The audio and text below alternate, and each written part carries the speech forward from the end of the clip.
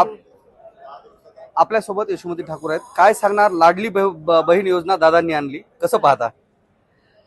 तर ज्याने बहिणीला त्रास दिला त्यानं लाडली बहीण आणली. सभागृहातल्या बहिणींकडे लक्ष नाही आणि बाहेरच्या बहिणींचे रांगेत लावून हाल आहे. ॲप त्यांचं सगळंच अनिश्चित आहे. त्याच्यामुळे योजना डिक्लेअर केली, चांगलं आहे, देर आहे दुरुस्त आहे, लेकिन बहुत ज़्यादा कंजूसी दिखाई है.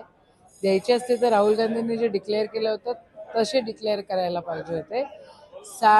म्हणजे काय 1,500 कोणाचं काय होणार नाही आहे. उलट त्याच्यामध्ये आकाश जास्त आहे आणि सिस्टमॅटिकली काहीच होत नाही आहे.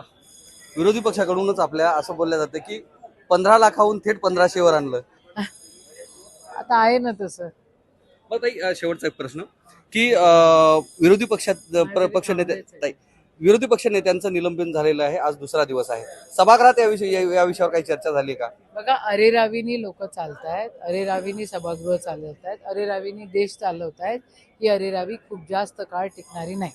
लाडली बेटी योजनेअंतर्गत आता ही जी सुरू झालेली आहे आणि त्यामध्ये आता जे अधिकारी आहेत, तलाठी वगैरे आणि सीएससी चालक, आता त्यांच्याकडून वसुली सुरू आहे 800 ते 1000 रुपये. असं आहे, जी योजना डिक्लेअर केलेली आहे ती मागच्या 2 वर्षात केली नाही, आत्ता केली, इलेक्शन डोळ्यासमोर ठेवून केली.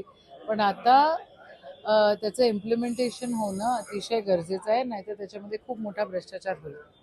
तर लाडली बहीण योजनेमध्ये इम्प्लिमेंटेशन होणं गरजेचं आहे, नाहीतर त्यामध्ये मोठा भ्रष्टाचार होण्याची शक्यता यशोमती ठाकूर यांनी वर्तवली आहे. कॅमेरामन गौरवसह मी धनंजय सोळंके, मॅक्स महाराष्ट्र, विधान भवन, मुंबई.